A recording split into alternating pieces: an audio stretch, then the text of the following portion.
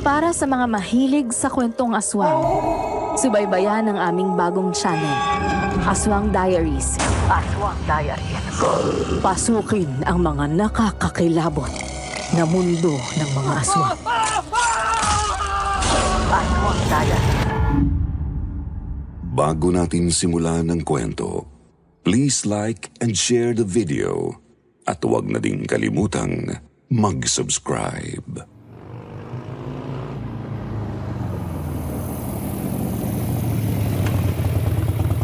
O Manong, ba't ho kayo tumigil? Nasa Bukana pa lang ho tayo ng baryo namin Pasensya na ho kayo, sir. Gumagabi na ho kasi. Kailangan ko lang makauwi. Kaya hindi ko na ho kayo mayahatid sa loob. Mahirap na hong abutin ang dilim dito sa labas ng baryo nyo Ha? Bakit naman ho? Anong meron? Dati naman ho hindi ganun Iba na ho kasi talaga ang sistema rito, sir. Mukhang matagal yata kayong nawala rito Kaya hindi nyo alam. Delikado na hong lumabas ng baryo nyo pagkagat ng dilim. Kaya payo ko sa inyo, magsimula na ho kayo maglakad papasok hanggat tirik pa ang araw. Ha?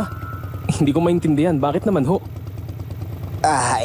Masyado pa ho ako magtatagal, sir, kapag nagkwento pa ako Ang mabuti pa, bayaran nyo na lang ako. Tapos, diyan na kayo sa mga tagaloob magtanong tungkol doon. Kailangan ko na ho talagang umalis. O siya. Sige na ho. Ito na ho ang bayad namin, Manong. Sige ho. Ano kayang problema nun ni Manong? Siguro tinamad lang yun bigla na bumiyahin ng malayo. Kaya dito lang tayo binaba. Ay, wala naman na tayong magagawa Kailangan nating maglakad hanggang sa makarating tayo sa bahay namin. Ayos lang ba sa'yo yun, pre? Ha? Uy, pre. Pre. Ha? Ano nga ulit yung sinasabi mo, pare? Pasensya ka na. Ay, pambihira. Kanina pa ako daldal ng daldal dito, hindi ka pala nakikinig. Ba't pa para kang wala sa sarili, pre? Kanina ko pa napapansin, bigla kang tumahimik simula nung dumating tayo sa bayan, Pasensya na. Ano nga yung sinasabi mo kanina, paring Pako? Ay, wala. Ang sabi ko, tara na at nang makauwi na tayo hanggat may araw pa.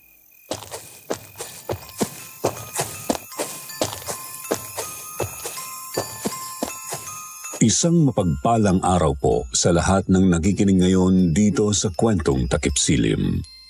Itago niyo na lang po sana ako sa pangalan kong Edwin. Matagal na po akong tagapakinig ng inyong channel simula pa lang noong kayo ay nag-uumpisa pa lang. Pero ngayon ko lang naisipang magpadala sa inyo ng sarili kong kwento. Dahil na rin sa impluwensya ng pamangkin ko, na ngayon ay dito sa akin nakatira. Minsan kasi niyang nasabi sa akin na madali lang palang magpadala ng kwento sa inyo sa pamamagitan lang ng email. Kaya sumubok ako. Ang kwentong ibabahagi ko po sa inyo ay kwento mula pa sa sariling karanasan ng lolo ko sa tuhod, si Lolo Paco, na sa pagkakaalam ko ay tubo pa mula sa bayan ng Leyte. Lumang-luma na po ang kwentong ito pero hanggang ngayon ay nakatatak pa rin sa isip ko ito. Lalo na't narinig ko ito noong bata pa ako.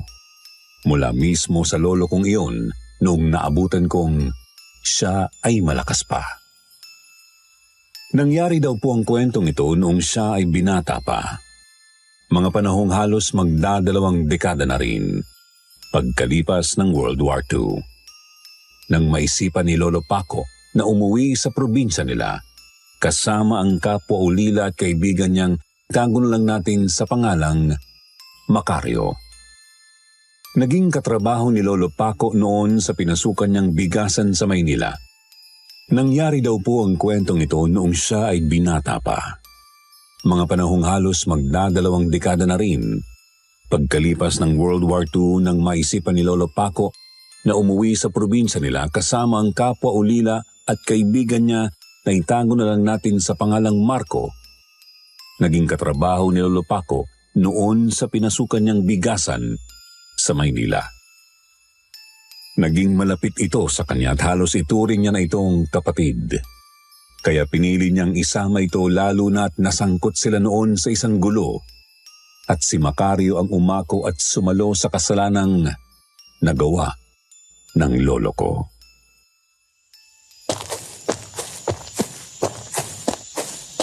Pagod ka na ba, pare? Ha? Hindi pa naman, pare. Bakit? Kanina ko pa napapansin ang tahimik mo eh. Simula nung bumaba tayo ng sasakyan, ganyan ka na. Sabi ko naman kasi sa'yo, malayo-layo ang bahay ko mula dito sa bukana ng baryo namin. Kaya mahaba-haba talagang kailangan nating lakarin. Hindi naman ako pagod, pre. Ano lang eh. Kasi, Ano? pare, alam mo namang may lahing albularyo ang nasirang lola ko, di ba? Oo, tapos?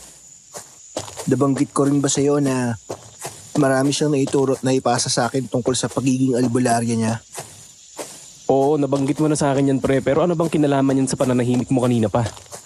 Diretsahin mo na nga lang ako, alam mo namang ayaw kong binibitin eh. Kasi pre, pagkababa pa lang natin ng tricycle kanina, may kakaiba na agad akong nararamdaman. Pare, parang may kakaibang puwersa kasi akong naramdamang bumabalot dito sa baryo nyo. Ano? Anong klaseng puwersa naman yun? Langya, nakakatakot ka naman pre. Huwag ka mag-alala pare. Sa tingin ko, wala ka namang kailangang katakutan dahil yung puwersang nararamdaman ko kanina, mukhang hindi naman yun galing sa masama. Ano bang ibig mong sabihin? Hindi ko maintindihan. Wala naman akong alam sa mga ganyan. Sa tingin ko pare, may pumoprotekta dito sa baryo nyo. Ang hindi ko nga lang alam ay kung laban saan o kanino yun. Pero yung naramdaman ko kanina, sigurado akong isa yung uri ng puwersa na walang hangad na masama para sa iba kundi ang magbigay lang ng proteksyon. Mainit kasi yun sa dibdib. Masarap sa pakiramdam. Para bang gaya nung nararamdaman nating mga tao kapag yakap tayo ng mga nanay natin. Bakit naman kaya magkakaroon ng ganong puwersa dito sa baryo namin? Baka naman nagkakamali ka lang pre. Baka nadaan ka lang sa kawirduhan ng driver kanina. Hindi. Bago pa siya magsalita, naramdaman ko na yun eh. Mabigat kasi ang pakiramdam ko dun sa labas ng baryo nyo. Pero pagpasok natin dito, unti-unti nang gumaan ang pakiramdam ko. Kung totoo nga yung sinasabi mo, para saan naman kaya ang proteksyong yun? Malay ko, ikaw ang taga rito pare. Sira, tagal ko na rin kaya sa Maynila. Pero hayaan mo. Ang alam ko, may talipapa rito sa bukana ng baryo namin eh. Teka. Ayun! Tama ako! Ay, buti na lang hindi pa rin namamatay itong talipapa rito. Malayo rin kasi sa syudad tong inyo ano. Kaya siguro hanggang ngayon, malakas pa rin yung talipapa. Oh, napano ka na naman pre? Ha? Pare, sino yung tinderang yun? Ha? Alin dyan? Ayun oh, yung nagtitinda ng puro kalamansi lang dun sa maliit na pwesto niya sa bandang dulo. Ah, si Aling Osang. Nako, mundi ko na siyang hindi makilala. Ang laki na nang itinandaan niya eh. Siya nga palang may-ari ng halos kabuuan ng palayang nakikita mong nakapalibot dito sa baryong to pre. Kaso, hindi talaga yan nagtitinda ng bigas dahil yung mga inaani sa palayan niya, madalas ipinamimigay lang naman niya sa mga taga rito. Habang yung iba naman ipinabebenta niya dun sa bayan. Libangan lang niya ang pagtitinda ng kalamansi dito sa talipapa kasi wala naman siyang kasama sa buhay. May malaking kalamansian din kasi siya dun sa likod ng bahay niya. Mabait niyang matandang yan. Isa rin siya sa kumupkup sa akin ng ilang taon bago ako napadpad sa Maynila nun. Kaso, ewan ko kung kilala niya pa ako. Ganun ba?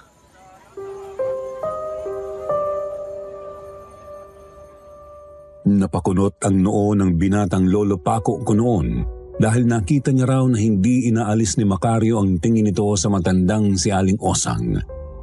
Hindi naman siya mahina para hindi maramdamang may kakaiba sa mga titig na yon ng kaibigan niya sa matanda. Lalo na't katatapos lang nilang mag-usap noon tungkol sa naramdaman nitong kababalaghan di umanong bumabalot sa kanilang baryo. Bakit mo pala natanong pare? May nararamdaman ka ba sa kanya? Sa totoo lang, paring pa ako. Oo eh. Talaga? Ano naman ang nararamdaman mo kay Aling Osang? Susme, akala ko pa naman mabait siya. Bata pa lang ako, maganda ng bukang bibig ng mga taga rito sa amin tungkol sa kanya eh. Hindi ko akalaing may tinatago pala siyang kasamaan. Dapat pala mag-iingat tayo. Teka lang pare, ang bilis mo namang mag-isip ng kung ano-ano. Wala naman akong sinasabing masama yang si Aling Osang ah. Ano ba kasi? Pinapakaba mo naman ako masyado pare. Alam mo namang ayoko ng mga ganyang usapan. Wala akong nararamdamang negatibo dyan kay Aling Osang pare. Alam mo kasi, ang mga albularyong katulad ko, nakakaramdam kami kapag ang nakakasalumuha namin ay kapwa din namin may alam sa mga kaalamang alam din namin. At masasabi ko sa'yo, iyang si Aling Osang, isang manggagaway yan pare. Manggagaway? Oo, isang uri siya ng manggagamat na halos kapareho o kapantay na ng mga babaylan nung bago pa man tayo sakupin ng mga ibang lahi dito sa Pilipinas. Mas malakas sila nang hindi hamak sa mga normal na albularyan tulad namin ng lola ko at kung tatapatan sila ng mga mangkukulam o mamabarang, sigurado akong walang magagawa ang kapangyarihan nila laban sa kanya. Wow! Seryoso ka ba dyan pare? Ayos naman pala kung ganun. Hanip pala ito si Aling Osang. Hindi ko akalaing ganun siya pare. Tama, pero ang mga manggagaway pare, isa rin sila sa pinakamalupit na pwedeng makalaban ng kahit na sinong nilalang. Ang mga kagaya kasi nila, kahit na may kabutihan sa loob, may taglay din silang kalupitan. Oras na magalit sila sa iyo at ginusto ka nilang parusahan, ihanda mo lang sarili mo dahil talagang mahihirapan ka.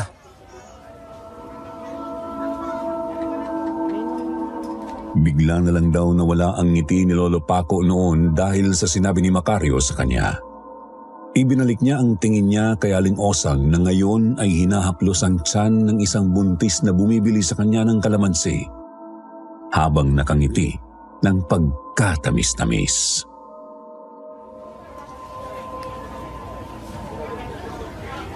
Ingatan mo yung dinadala mo, iha ha. Agad maaari, huwag ka nang lalabas kapag kumagat na ang dilim. Isa pa, lagi kang magdala ng mga pangontra sa masasamang elemento, gaya ng asin, bawang. Ito, dinagdagan ko na itong kalamansing binili mo para magamit mo rin tuwing gabi bago ka mahiga. Bilang proteksyon na rin, sakaling ikaw, makursyonadahan ng aswang. Ano ba naman yan, Aling Osang? Nananakot naman kayo eh. Wala pa naman ho ako nabalita ang inaswang dito sa baryo natin ah. Abay, wala namang masama ha. Kung susundin mo ang payo ko, hindi ba? Wala namang mawawala sa iyo. Para rin sa inyo yan na magiging anak mo. Ay, sa bagay. O siya, pakadagdagan pa ho ng isang tumbok yung kalamansing binibili ko ha. Para naman po marami ako maimbak sa bahay. Tama yan, iha. O, heto. Tanggapin mo na nang makauwi ka na. Malapit ng kumagat ang dilim. Naku, patnubayan nawa kayo ng Panginoon Diyos. Ingat kayo, ha?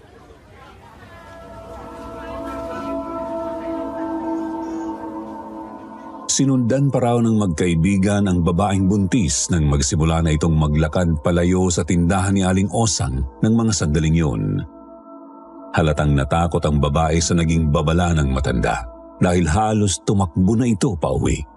Kaya napailing na lang daw si Lolo Paco, pero muling nagsalita si Macario sa tabi niya.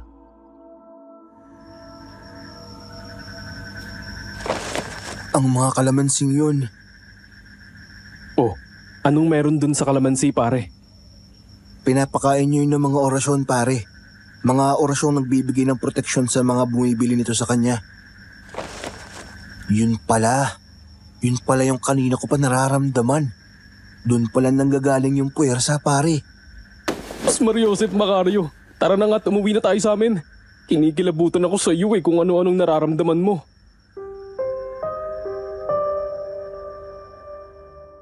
Bago pa raw kung ano-ano pa ang dagdag na sabihin ni Macario kay Lolo Paco noon ay hinila na niya ito palayo sa talipapa para sila ay makauwi na. di na rin daw siya nagabalang bumati kay Aling Osang noon dahil natakot siya sa nalaman niya.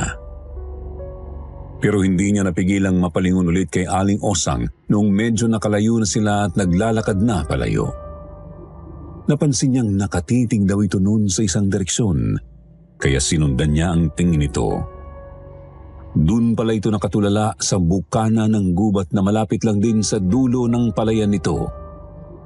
Pero laking gulat niya raw nang pagtitig din niyang yun sa tinititigan ni Aling Osang, ganun na lang ang gulat niya nang makita niyang may 3 naglalakihang mga asong walang balahibo ang tila nakatitig din sa matanda pabalik.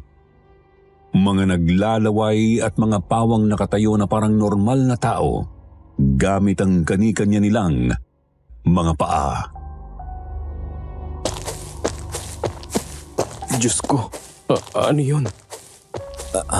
May sinasabi ka ba, pare? Wala. Ang sabi ko, tara na.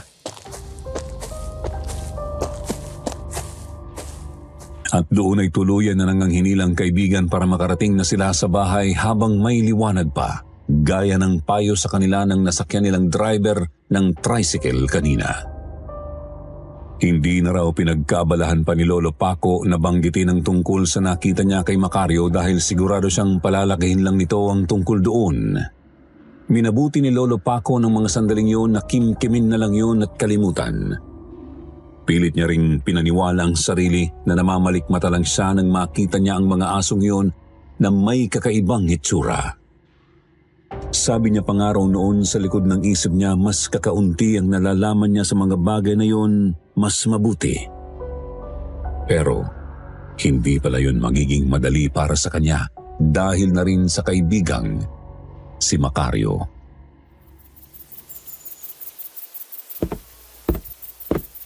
Oh, buti naman pare at gising ka na. Akala ko mamaya ka pa babangon eh. Pasensya ka na, pare.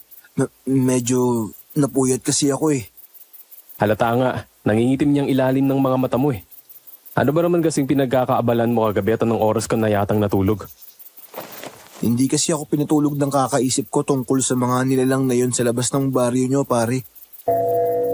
Ano? Ano yung sinasabi mo? Huwag ka nang magmaang-maangan. Hindi ka magaling umarte eh. Alam ko nakita mo rin yung mga nilalang na yun kahapon. Yung mga nilalang na tinititigan ni Aling Osang bago mo ko simulang hilahin ng pwersahang pauwi. Umamin ka na. Nakita mo rin sila, di ba? Huwag kang magsinungaling sa akin. Ha? Ano ba yung sinasabi mo, pre? Hindi kita maintindihan eh. Wala akong alam dyan. Alam mo, kumain na lang tayo. Nagluto ako kanina ng almusal. Halika na. Pare, may hinala ako kung anong klaseng nilalang ang mga yon. Kaya lang, ayoko magsalita ng tapos eh. Dahil hindi naman talaga ako eksperto sa pagkilatis ng mga kagaya nila. Kaya nga, pakiramdam ko parang gusto kong mapalapit doon kay Aling Osang eh. Naaalala ko sa kanya ang lola ko. Sa tingin ko, marami siyang pwedeng ituro sa akin. Ituro? Bakit ka naman magpapaturo sa kanya, pare? Ano ka, bali? Gusto mo yatang mapahamak sa ginagawa mo eh. Samantalang ikaw na rin ang nagsabi sa akin na delikadong makalaban ng isang manggagaway na katulad ni Aling Osang. Paano kung mainis siya sa'yo dahil sa kakulitan mo? Ay, pare, alam mo, kalimutan mo na ang tungkol doon. Wala naman tayong mapapala kung makikialam tayo sa anumang ginagawa ni Aling Osang. Gusto niyang protektahan ng mga taga rito laban sa anumang elementong kinakalaban niya. Hayaan mo na siya. Gusto kong mabuhay ng tahimik kaya kung anumang kalokohan niyang naiisip mo ngayon, kalimutan mo na. Hindi ko pwedeng gawin yun, pare. Albularyo din ako. Hindi nga lang kasing galing ng lola ko pero gusto ko rin maging katulad nila. Gusto ko pang palakasin at palawakin kung anumang kaalaman na meron ako ngayon, pare. Diyos ko naman, Macario. Ako ang gusto ko lang ay tahimik at simpleng buhay. Kaya nga umuwi ako rito sa probinsya dahil saksakan ng gulo doon sa Maynila eh. Alam mo, kung gusto mong mapahamak, bahala ka. Huwag mo na akong idamay. Bakit, pare? Ilang beses na rin naman kitang sinalo sa lahat ng gulong kinasangkutan mo nung nasa Maynila pa tayo. Kaya nga ako sumama sa'yo rito, di ba? Dahil nagtatago ako. Matapos kitang iligtas dun sa kinaaway mong anak ng kapitan? Ano?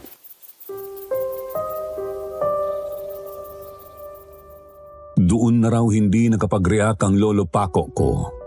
Inungkat na kasi ni Macario ang nangyari sa kanila sa Maynila na naging tunay na dahilan, kaya biglaan silang napauwi sa probinsya. Napaaway kasi si Lolo Paco noon sa isang maimpluwensyang tao sa Maynila dahil sa isang maliit lang namang alitan sa inuman. Nauwi sa pisikalan ng lahat at muntik na raw noong mabutasan sa tagiliran si Lolo Paco kung hindi lang naunahan ni Macario yung kalaban niya. Sa madaling salita, utang ni Lolo Paco kay Macario ang ikalawang buhay niya. Kaya hindi na siya nakaimik ng iyon ang gamitin nito para manalo sa pagtatalo nila ng mga sandaling yun. Malaki pa naman ang pagpapahalaga ni Lolo Paco sa utang na loob. Siya yung tipo ng tao na hindi nakakalimot na pagbayaran kapag nagkaroon siya ng utang na loob sa iba. Macario, sigurado ka ba talagang magpapagabi tayo rito sa labas ng baryo? Hindi mo ba naiintindihan ang sinabi sa atin nung nasakyan natin kahapon? Delikado raw magpagabi rito. Medyo nakakakilabot na, hindi mo ba napapansin? Parang kakaibang ihip ng hangin dito sa labas ng baryo kumpara sa loob. Yun na nga pare, kaya nga tayo magpapagabi. Dahil aalamin natin kung anong klaseng panganib ba ang tinutukoy niya. Titignan ko kung tama ba ang hinala ko. Huwag ka mag-alala. May dala naman akong pangontra eh. Kasama mo naman ako. Kaya hindi ka mapapahamak. Gaya ng lagi kong ginagawa nung nasa Maynila pa tayo. Akong bahala sa'yo. Ay, bahala ka nga. Napapailing na lang daw talaga noon si Lolo Paco dahil sa paulit-ulit na panggagamit ni Macario sa naging utang na loob niya rito. Pero hindi niya pa rin daw magawang umangal.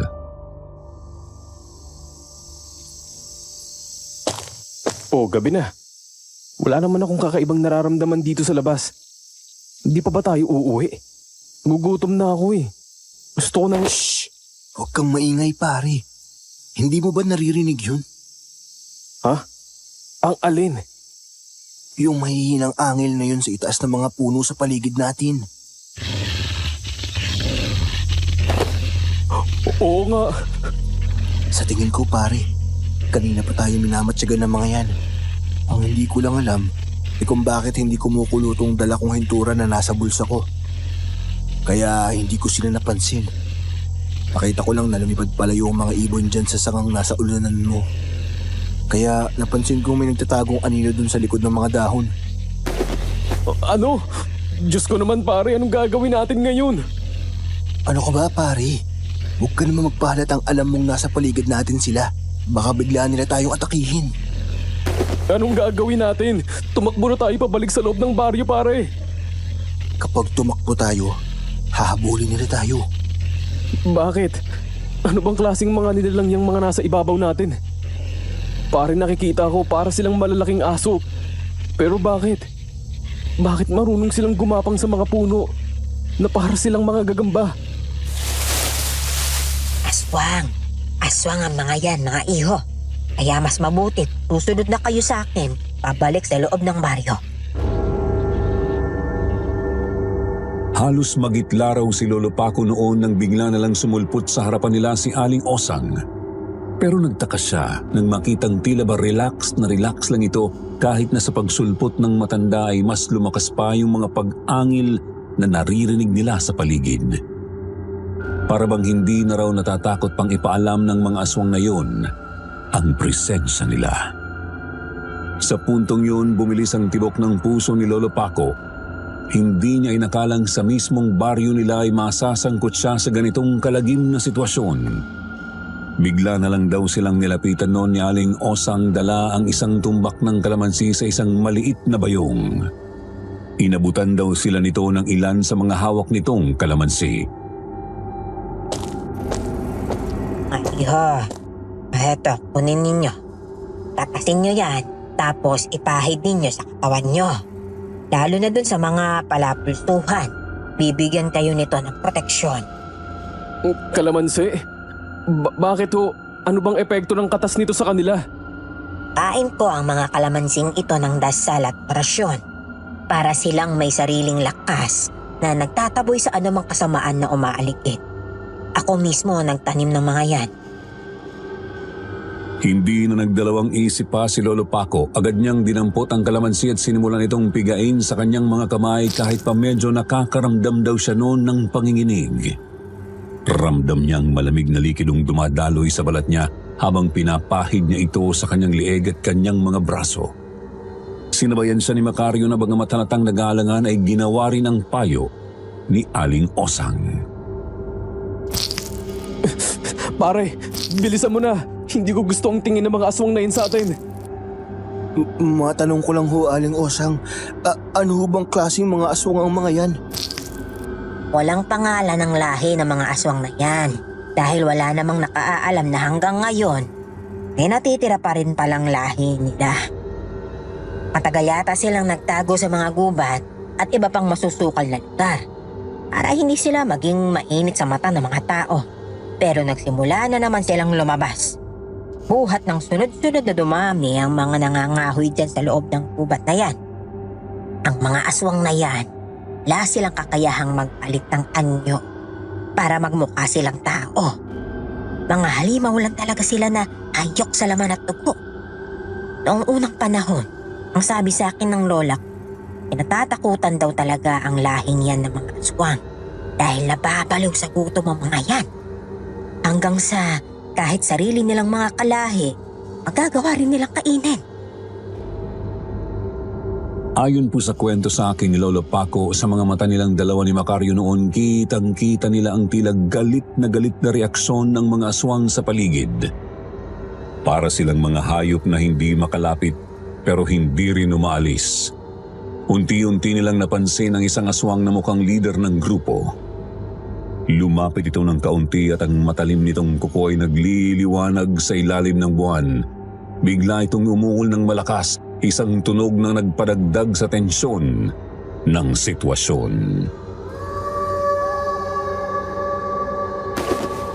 Kayong masyadong gumalaw. Hanggat hawak niyo ang kalamansi, hindi nila kayo magagawang lapitan ng basta-basta. Pero, kailangan na nating bumalik sa baryo bago pa sila makalapit ng tuluyan. Agad kumilos ang tatlo pabalik sa baryo kahit na nanginginig ang mga tuhod ni Paco, pilit niyang kinakalma ang sarili. Si Macario naman bagamat balisa ay sinikap ding maging maingat sa bawat hakbang. Subalit bago pa man nila tuluyang marating ang bakod na naghihiwalay sa baryo at gubat, isang matalim na ingay ang pumuno sa paligid. At bigla mula sa itaas ng isang puno, isang aswang ang sumugod pababa. Napakabilis ng kilos nito, isang anino na tila hangin ang bilis. Bago pa man daw sila noon makakilos, naramdaman niya na ang matalim na kuko ng nilalang na tumama sa kanyang balikat. Bumaon iyon sa laman niya pero hindi siya nito nagawang dagitin tulad ng balak sana nitong gawin.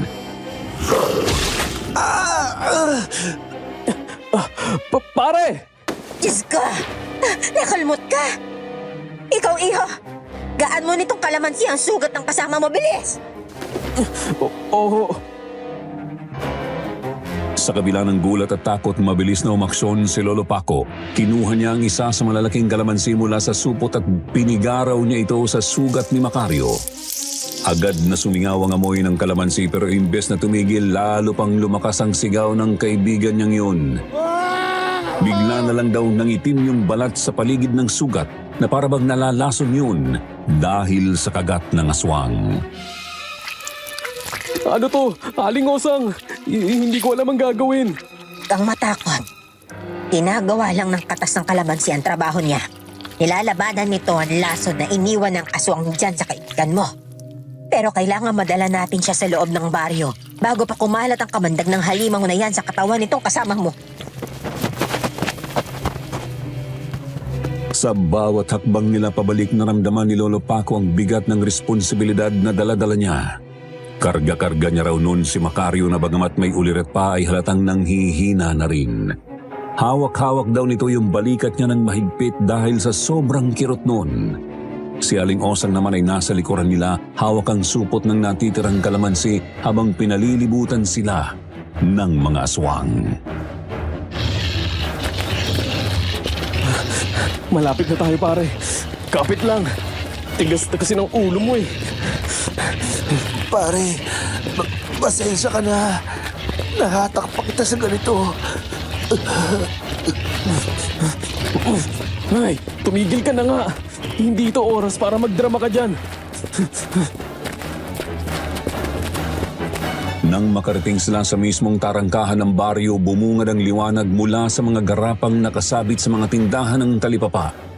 Ang sabi ni Lolo, wala pa raw kasing kuryente noon sa baryo nila, kaya puro gasera. Saka lampara pa ang gamit ng mga tao sa kanila ng mga panahong yun.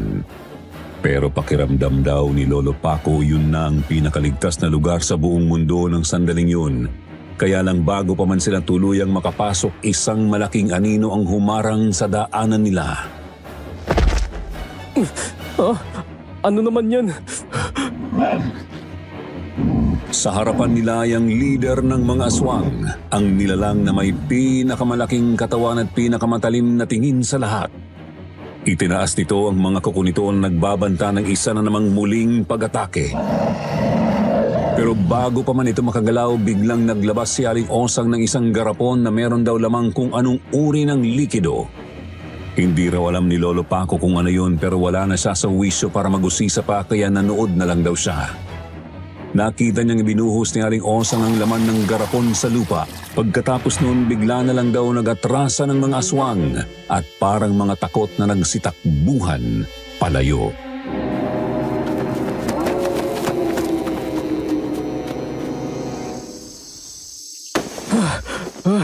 Nakapasok na tayo.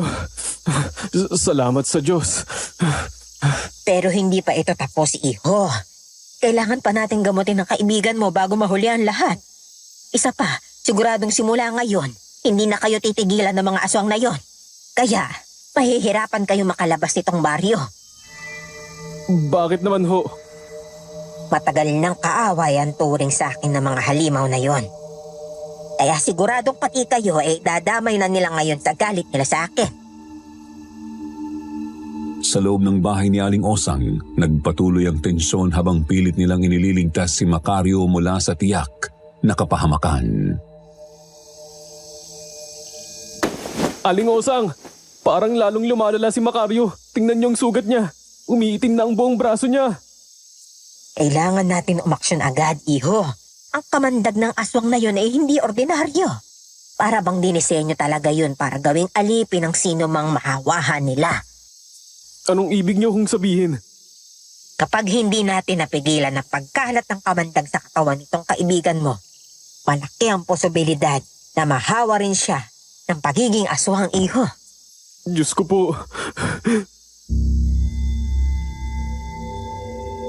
Hawak ang isang bote ng langis na hinaluan ng mga orasyon. Sinimulan ni Aling Osang na ipahid ito sa paligid ng sugat ni Macario. Kasabay nito ang kanyang mahinang pagbulong ng mga dasal na tila ba sinusubukang tawagin ang proteksyon galing sa mga espiritu o elementong kasapi raw ng kalikasan ayon pa kay Lolo Paco. Aray ko! Tigilan niyo yan! Ang sakit! Sobrang sakit! Pare, tiisin mo lang. Kailangan nating magamot ang sugat mo, pare. Tiisin mo lang. Hindi niya kinakaya ang enerhiya ng langis na ito, iho. Hawakan mo siya. Kailangan natin siguraduhin hindi siya lalaban habang ginagawa. Sa gitna ng pagpupumiglas ni Macario, napansin na lang daw bigla noon ni Lolo Paco ang tila kakaibang pagbabago sa itsura ng kanyang kaibigan. Ang mga mata kasi nito ay unti-unting nagiging pula. At ang kanyang mga kuko ay tila humahaba na parang nagiging kamukha na siya ng mga halimaw na nakainkwentro nila kanina. Aling Osang, hindi normal tong nangyayari kay Macario. Akala ko ba, pinagaling na ng katas ng kalamansi ang pagkalat ng kamandag sa katawan ng kaibigan ko. Ang aswang na nakakalmot sa kanya ay sinadya siyang gawing isa sa kanila. Mukhang naaamoy nila Sa dugo ng binatang yan na may lahi siyang albularyo. Kaya napili siyang gamitin laban sa akin. Kapag kasi naging ganap na aswang si Macario, hindi siya tatablan ng alinmang pangontra ko. Dahil ang mga pangontrang yon, ginawa ko lamang para sa mga purong aswang. Eh kung ganun po, anong dapat nating gawin, Aling Osang? Gagaling pa po ba si Macario? Hindi ko pa alam ang solusyon sa problema natin. Pero ang magandang balita, sigurado akong hindi magiging ganap na aswang ang kaibigan mo hanggat hindi pa siya nakatitikim ng kahit kaunting dugo man lang tao. Nabigla si Lolo Paco sa narinig. Hindi niya matanggap ang posibilidad na ang kanyang pinakamatalik na kaibigan ay magiging halimaw dahil lamang sa ginawa nitong katigasan ng ulo kanina. Parang bigla siyang nagsisi. Sa isip-isip ni Lolo Paco ng mga sandaling yun, dapat pala ay ginawa niya ang lahat para pigilan ito sa balak nitong gawin kanina. Pero bago pa man siya makapag-isip ng solusyon, bigla na lang niyang napansin ang sunod-sunod na pag-ubo ni Macario habang nakahiga sa papag. Paring Paco, bakit parang napakahirap huminga? Bakit sobrang natutuyot ang lalamunan ko? Nauuhaw ako, pare. Pare, gusto mo ba ng tubig? Teka, ikukuha kita. Eto pare, uminom ka.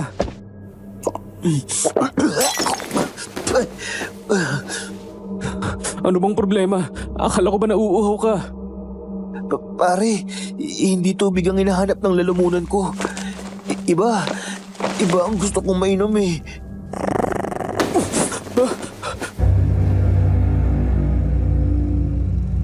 Sa puntong yun, napagtanto na raw ni Lolo Paco na nagsisimula ng magbago si Macario. Agad siyang humakbang palayo. Hawak ang isang kalamansi mula sa supot na iniwan ni Aling Osang sa mesa kanina. Ang tanging magagawa natin ngayon ay pigilan siyang makapanakit ng iba. Paano natin gagawin yan, Aling Osang? Dali muna natin siya at gamitan ng lubid na to. Teka, lubid pang kasal to, Aling Osang ah. Tama ka. Dahil yung lubid na yan, kilala yan sa pagiging sagrado. Dahil may agwa bendita ito ng simbahan. At yung lubid na yan ay may kakayahang makahuli sa anumang uri ng aswang. Pero hindi ko kayang gawin yan, Aling Osang. Kaibigan ko ho si Macario. Iho, kung hindi natin siya mapipigilan, ay pati na rin yung mga aswang na yon na nakatira sa labas itong baryo natin. Eh sama-sama silang bibiktimahin ng buong baryo natin. Kailangan gawin mo ang dapat. Total, kayong dalawa naman ang nagsimula ng problemang ito. Kung nakinig lamang kayo sa babala ko, edi sana hindi nakakuha ng alas ang mga ahlimaw na iyon laban sa akin. Hindi ko magagawa, Aling Osang. Hindi ko kayang saktan ang kaibigan ko. Kaya lang bago pa man daw makapagsalita muli noon si Aling Osang, biglang tumalon si Macario mula sa kanyang kinauupuan. Ang kanyang galit at gutom may halatang halata na sa kanyang kilos. Nagmadaling humarang si Aling Osang, hawak ang kanyang bote ng langis at isang kumpol ng kalamansi. Paco! Tingnan mo kung paano siya nagbago! Hindi na siya ang kaibigan mo! Diyos ko, tulungan niyo po kami. Naghagis daw nun si Aling Osang ng mga kalamansi sa harapan ni Macario na ngayon ay tumutulo na ang laway at parabang takam na habang nakatitig sa dalawang taong nasa harapan niya. Imbes na umatras, ngumiti lang din daw si Macario na sobrang nagpakilabot kay Lolo Paco. Sa sandaling yon, naging malinaw sa kanya na hindi na nga ito ang dating kaibigan na kilala niya. Ang Macario na nakatayo sa harap nila ngayon ay isa ng halimaw.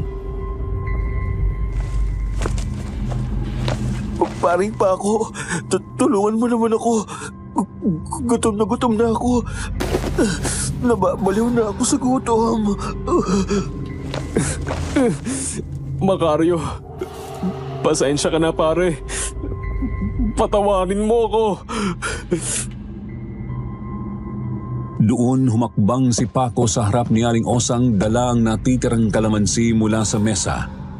Pati na rin yung lubid na ginagamit sa seremonya ng kasal. Alam niyang wala na siyang ibang pagpipilian kundi sundin ang utos ng matandang manggagaway. Malaki ang utang na loob ko sa'yo pare. Pero kailangan ko talaga gawin to sa'yo. Patawarin mo ako. Bigla na lang dinambahan ni Lolo Paco si Macario at ipinulupot niya ang hawak na lubid sa katawan nito bago pa man ito makapag-isip.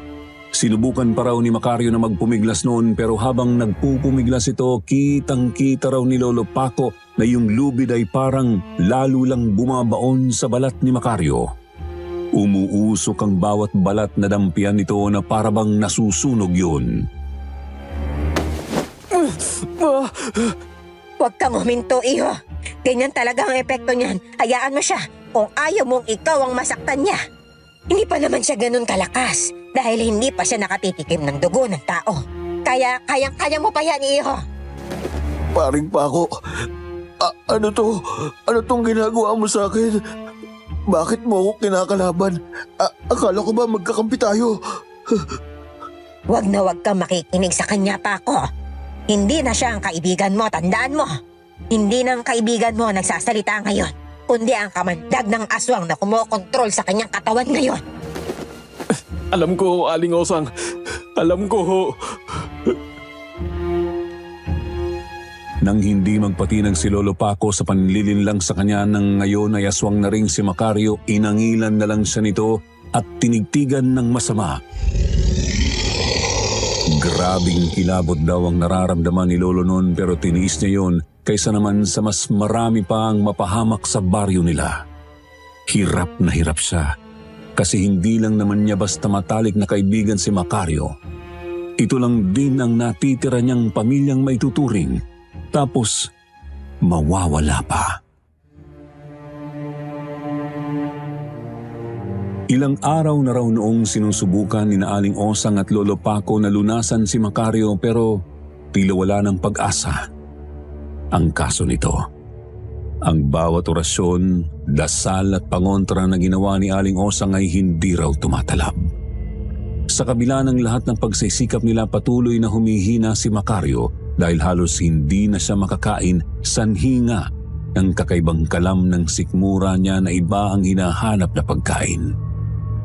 Para na rin daw itong bangkay na naghihintay na lang ng huling oras niya sa mundo. Kaya si Lolo Paco noon para na rin masisiraan ng bait. Sa totoo lang ay natatakot daw talaga siya nung mawala ang nag-iisa niyang kasama sa buhay. Aling Osang, wala na po ba talaga tayong magagawa? Nahihirapan na rin ho ako talaga sa nangyayari sa kaibigan ko. Hindi ko matanggap na ganyan ang kahihinatnan niya. Magaling naman ho kayo, di ba? Baka naman ho pwede niyong gawan muna ng paraan. Ginawa na natin ang lahat, iho. Maging ako ay hindi maintindihan kung bakit tila wala nang tumatalab sa kanya. Parang sinandyang gawing immortal ang kamandag ng aswang na yon. Sa palagay ko, matagal ng plano ng mga aswang ng ganito. At naghihintay lamang sila ng tamang tiempo para maisagawa ang pakay nila. Pero kung ganun, paano daw ho ang mangyayari sa baryo? Paano kung hindi lang pala kay Macario nila ito planong gawin? Kapag tuluyang bumigay si Macario at naging ganap na aswang, magdudulot siya ng matinding kapahamakan sa baryo. Kaya kailangan natin maghanda, iho. Hindi na lang ito tungkol sa kaibigan mo, kundi tungkol na rin ito sa kaligtasan ng baryo.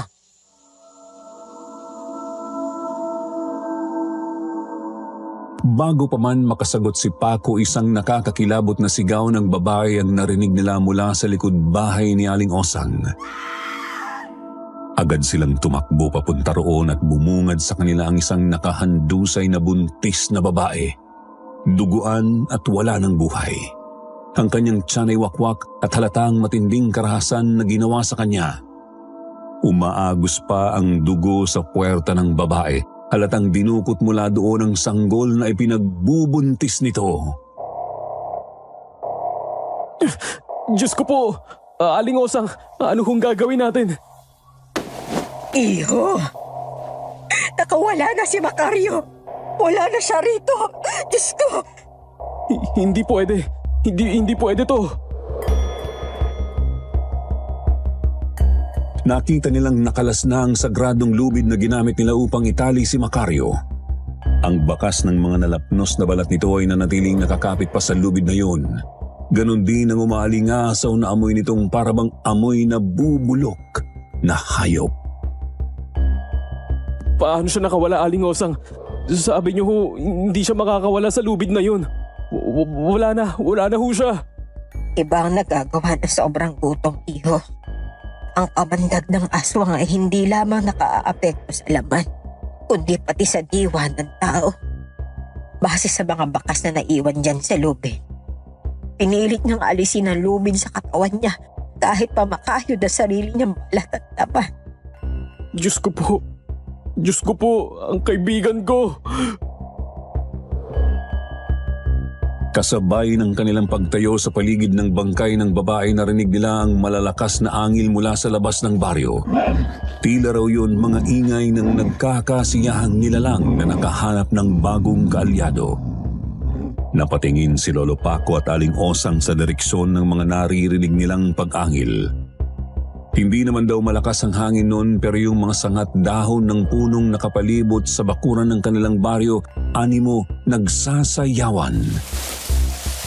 Halatang tuwang-tuwa ang kung sino mang mga nilalang na nakasampa doon. Hindi raw mapakali si Lolo Paco buong gabi. Hindi lang dahil sa nangyari kay Macario, kundi dahil sa sobrang takot na baka pati siya sapitin din ang sinapit ng kanyang kaibigan. Nang gabing yun, inimpake niya lahat ng gamit niya. Nagdesisyon siyang babalik na lang siya ng Maynila pagsikat pa lang ng umaga kinabukasan, kahit na mabigat sa loob niyang iwanan ang kaibigang si Macario doon. Aling Osang, pasensya na ho pero mukhang hindi ko na ho talaga kayang magtagal dito. Sobrang dami na hong nangyari. Umuwi ako rito sa probinsya para maging maayos ang lagay ng buhay ko. Pero di ko akalaing ganito pala ang mapapala ko dito. Nandito lang din ho ako para magpaalam din sa inyo. Kung iyon ang pasya mo, Iho, hindi kita pipigilan. Karapatan mo yon. Mag-iingat ka na lamang sa biyahe, ha? Aling Osang, bakit ba ho ang laki ng malasakit niyo sa baryong to? Kung tutuusin, pwede naman ho kayong umalis, di ba? Kayo lang ho mag-isa rito, tapos halos kayo pa ang pumapasa ng lahat ng problema tungkol sa mga aswang na yan. Dahil pamilya ko rin ang dahilan kung bakit hindi ko magawang iwan ang baryong to. Ho? Anong ibig niyo hong sabihin? Iho, ang mga aswang na yan, sila rin ang pumatay sa pamilya ko noon. Ang asawa ko, maging ang mga anak ko. Ano ho? Pareho tayo ng pinagdaraanan pa. Naiintindihan kita. Nang unang umatake ang mga halimaw na yan, wala akong kaalam-alam. Akala ko yung mga ligaw na hayop lamang sila. Hindi ko alam kung saan sila galing. Basta, bigla na lang silang sumulpot sa paligid. Nakita ko kung paano nila winasak ang tahanan namin. Wala akong magawa. Kaya nga pinalakas at pinalawak ko na lamang ang kaalaman ko simula nang mangyari yun. Sa gayon ay wala nang iba pang makaranas ng nangyari sa akin. Aling Osang, paano niyo ho kinaya yun? Bigla na lang daw noong napahinga ng malalim si Lolo Paco matapos niyang marinig ang kwento ni Aling Osang. Bigla siyang tinamaan ng konsensya. Dahil doon yung pasya niyang umalis ng baryong mag-isa, biglang nagbago. Bumalik daw siya sa bahay niya ng umagang yun at maghapong nag-isip kung tama ba ang gagawin niya o kung kakayanin ba niya. Nang mga panahon daw kasi na yun, pinag-iisipan na ni Lolo Paco kung aalukin niya si Aling Osang na sumama na lang sa kanya sa Maynila. Kaya lang inabot siya ng hapon sa pag-iisip dahil hindi na raw niya namalayan ang oras. Madilim na nang maisipan niyang lumabas ng bahay at bumalik kay Aling Osang para sabihin ang pakay niya. Kaya lang naabutan daw niya ang isang grupo ng mga kabaryo nila na nagbubulungan sa daan. May mga dalang sulu ang mga ito at papunta rin sa direksyon ng bahay ni Aling Osang.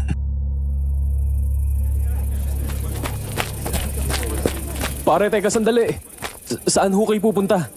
Bakit may mga dala kayong sulo? Nakakita ako ng aswang na nagmamanman kay Aling Osang kanina. Paco, hindi na tayo pwedeng manahimik. Kailangang magkaisa tayo para sa naman ang protektahan ngayon. Tama, matagal na tayong tinutulungan ni Aling Osang. Kaya tama lang na siya naman ang protektahan natin ngayon. Oo nga, sama-sama tayong magbantay ngayong gabi. Sawa na rin ako matakot sa mga aswang na yan. Ilang taon na rin tayo nangingilag sa kanila. Kapag pinasok ng aswang tong baryo at may tinangka silang saktan dito, lalo na si Aling Osang, pagtutulungan namin sila.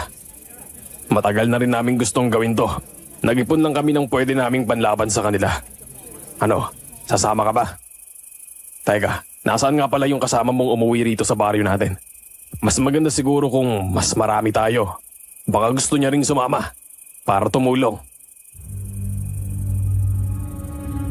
Hindi raw nakasagot si Lolo Paco noon sa isang kabaryo niya. Wala kasing nakakaalam kahit sino sa mga ito tungkol sa nangyari kay Macario at hindi rin nila alam na ito ang nakita nilang umaaligid sa bahay ni Aling Osang. Hindi na lang daw noon nagsalita si Lolo Paco bagkus ay humawak na lang din siya ng sarili niyang armas sa kabila ng sobrang takot na nararamdaman niya ng mga sandaling yun. Medyo nabuhayan din naman kasi siya nang makitang determinado ang mga kabaryo niya na protektahan ng matandang tindera ng kalamansi na may-ari ng palayan na nakapalibot sa buong baryo nila. Yun nga lang hindi niya alam kung ano ang gagawin niya kapag mismong si Macario ang makaharap niya ngayong gabi.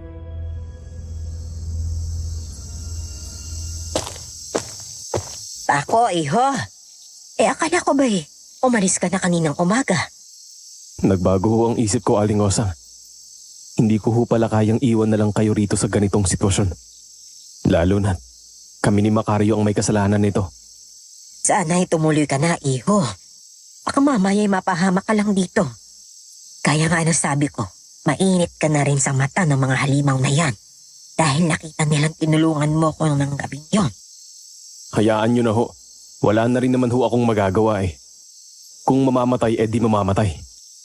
Huwag kang magsalita ng ganyan, Paco. Dito na lang ho ako magbabantay sa likod bahay nyo, Aling Osang. Marami naman nasa harap eh.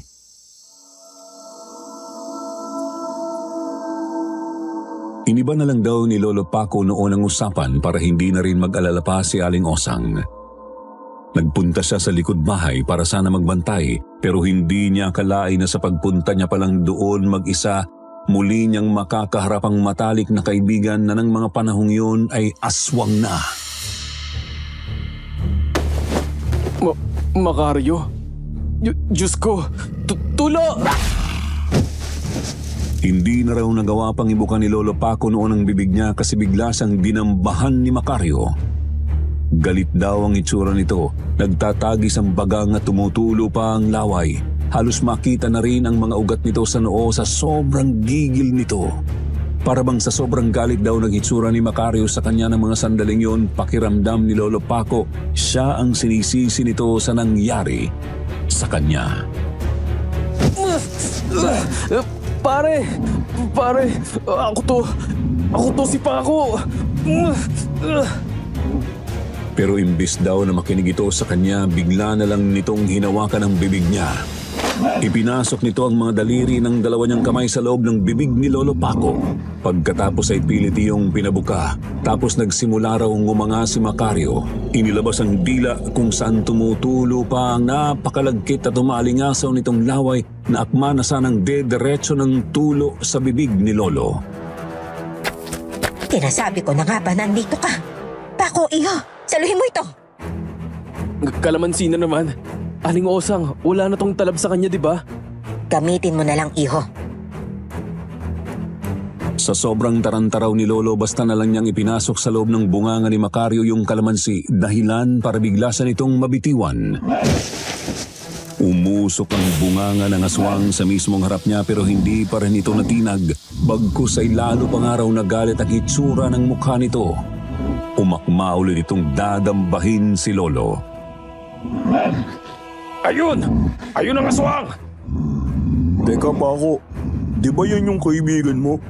Anong nangyari sa kanya? Siya pala yung aswang. Hinawahan lang ng pagkaaswak si Macario, mga kasama, para magawa nilang pasukin ang baryong ito. Yung mga orihinal na aswang, nasa labas pa rin ng baryo. Hindi sila makapapasok dahil may orasyon pa rin bumabalot sa buong palayan ko.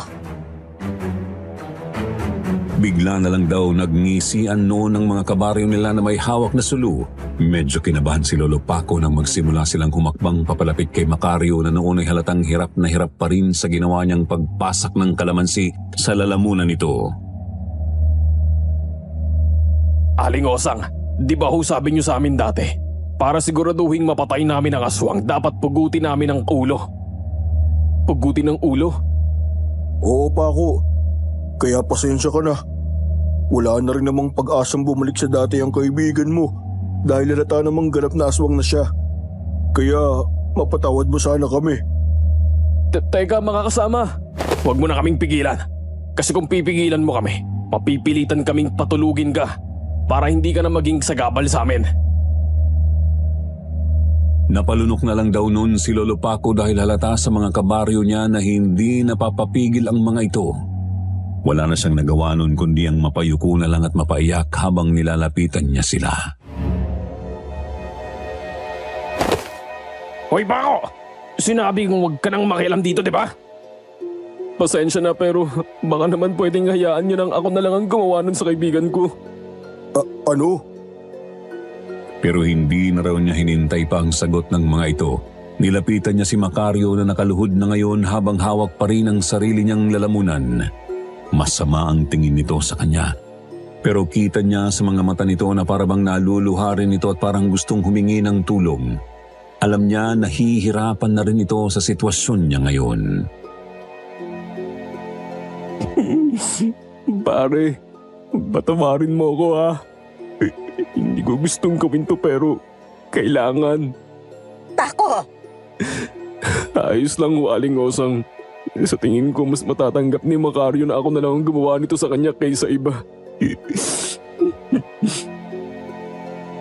Sa pagkakataong ito, ipinikit na lang daw ni Lolo Paco noon ang mga mata niya bago niya pinadaan ang hawak niyang itak sa lieg ng sarili niyang kaibigan.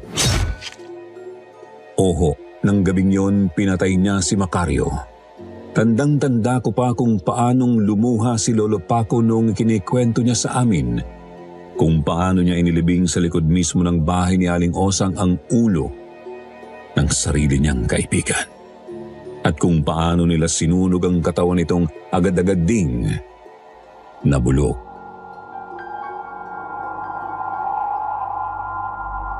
Halos hindi raw kayanin ni Lolo Paco ang pangyayaring yun kaya naman pagkatapos noon agad niyang kinausap si Aling Osang. Sa pagkakataong ito, desidido na siyang umalis sa probinsya at muling bumalik sa Maynila para doon na lang manirahan ng permanente. Sigurado na ho ako rito, Aling Osang. Kahit na parang hindi ho tama na iwanan ko ang mga kabaryo natin ng ganito. Pasensya na ho kayo. Wala namang pipigil sa'yo na gawin yan, Paco, iho.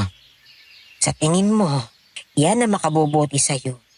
Umalis ka nga para naman makalimutan mo na rin ang nangyari sa lugar na ito. Kung ganun ho, sumama na rin ho kayo sa akin, Aling Osang. Hindi ko na ho kayang iwanan kayo rito mag-isa. Paco, alam mo nga ang baryong ito naging buhay ko. Aling Osang, tama na ho. Panahon na para kayo naman ang alagaan. Matanda na ho kayo eh. Ang mga kabaryo natin, kaya na nilang mag-isa. Matagal na ho kayong nag-alay ng panahon at lakas para sa kanila. Ngayon naman ho, hayaan niyo akong bumawi sa inyo para sa ginawa niyo sa akin nung bata pa ako. Kahit sandaling panahon niyo lang ho ako kinupkup, Tinatanaw ko kung malaking utang na loob yun. Isa pa ho, mas makakakilo sila ng malaya kung hindi nila kayo iisipin na araw-araw. Mas maitutuon nila ang atensyon nila sa pagprotekta sa kanila kapag nasa poder ko kayo. Ako na ho ang bahala sa inyo. Napapikit na lang daw noon si Aling Osang. Ramdam niya ang sinseridad sa mga salita ni Lolo Paco sa kabila ng mabigat na desisyon. Nagpasya siyang pumayag sa alok nito. Paco, Aling Osang, handa na kami rito. Poprotektahan namin kayo hanggang makalayo kayo rito sa baryo. Oo, tama. Hindi namin nahayaang makalapit pa ang mga aswang habang papunta kay sa pier. Aling Osang, hindi naman ho nakakatawid ng dagat alat ang mga aswang na yan, hindi ba? Tama ka, iho. Hindi na nga. Nang marinig ni Lolo Paco ang mga salitang yon, muling bumigat ang kanyang damdamin. Alam niyang si Aling Osang hirap talagang iyon ang baryong yon, pero alam niyang ito ang tamang desisyon. Kasama ang kanyang mga kabaryo, inihatid nila si Aling Osang at Lolo Paco sakay ng lumang jeep na inihanda ng kanilang mga kabaryo.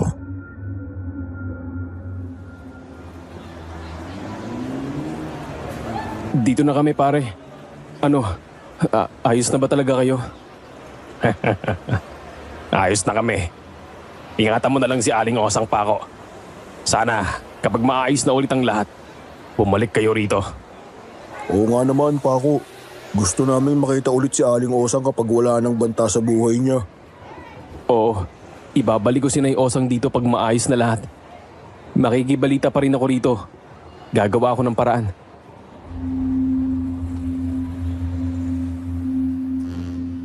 Habang lumalayo ang jeep, nakatingin si Lolo Paco sa baryo. Naramdaman niya ang tapang at pagmamahal ng kanyang mga kabaryo, pero alam niya, malaking laban pa rin ang kakaharapin nila. Di pa rin kasi talaga nawawala noon ang banta ng mga aswang. Bagamat hindi naman na nila ulit mapapasok ang baryo dahil meron pa rin yung proteksyon mula sa palayan ni Aling Osang, kailangan pa rin nilang mag-ingat para hindi sila masalisihan tulad ng nangyari kay Macario.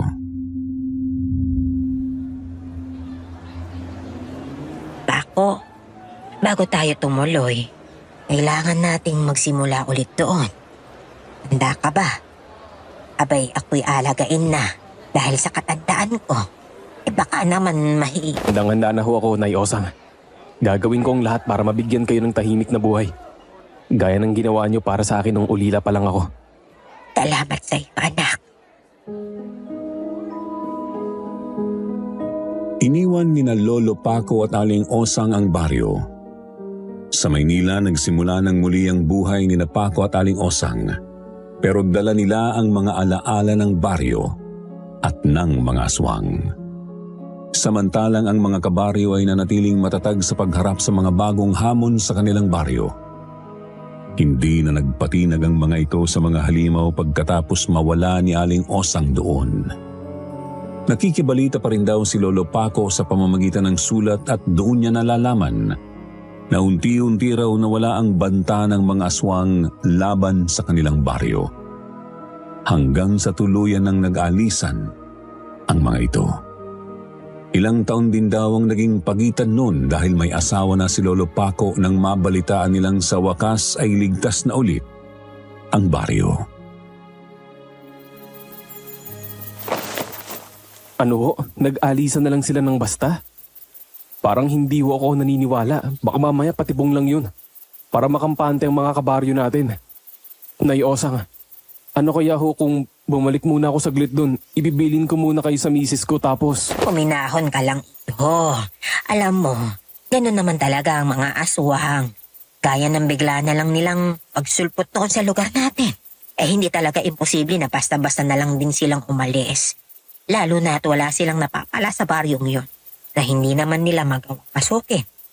Hindi sila napapakali sa iisang lugar dahil likas sa kanilang magtago sa mga tao na minsan nang muntik na umubos sa kanilang lahi.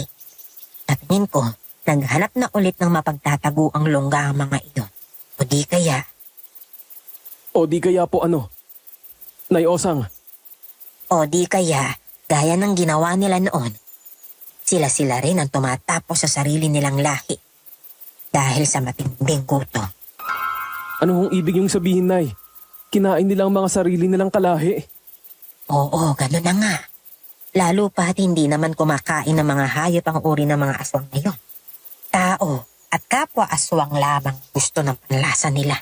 Wala nang iba. Eh di paano yan, Nay Osang? Gusto niyo bang magbabakasyon tayo dun sa baryo? Ay, ayoko ng bakasyon lang pa ako. Gusto kong bumalik na ron. Gusto ko, doon ako mamamatay. Doon sa lugar kung saan din binawian ng buhay ang buo kong pamilya. Nay, huwag naman ho kayo magsalita ng ganyan.